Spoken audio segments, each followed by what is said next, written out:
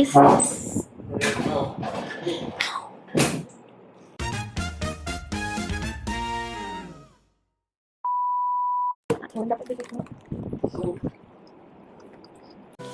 my God!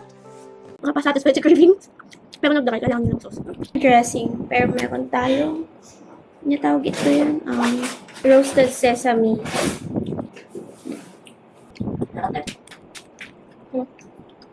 Dapat sinabawan agad, medyo sabaw na din luto tayo mas juicy. Hindi ko bet yung sesame dressing, so let's try ketchup and mayonnaise. Very Pinoy.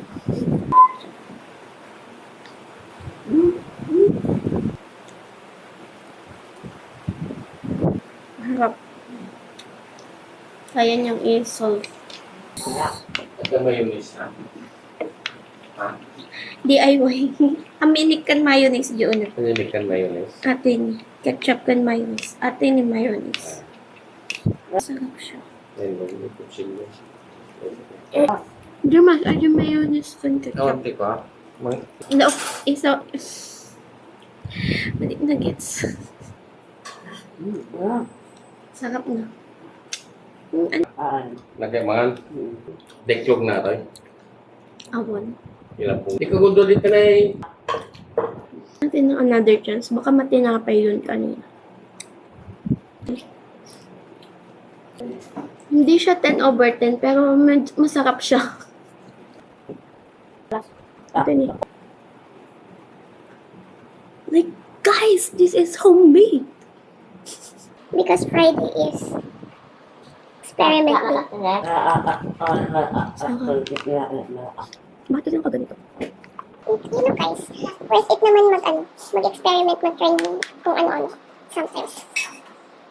Lasang skyflakes at bread. May isa lang. Tay, guys. Hindi na ito yung tapos pero for a first time, I think it's good. Yun guys, ang sauce na ginagamit namin here ay ketchup and mayonnaise dahil hindi kami nakapagay ng sauce. Pero okay pa rin siya. Saka pa rin siya.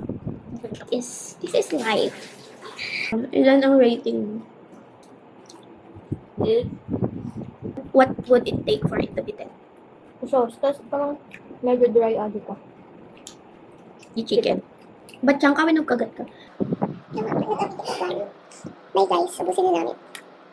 Papakita ko next time na mga ganito. Meet my guy. Si Soy. Happy Friday kasi Saturday na.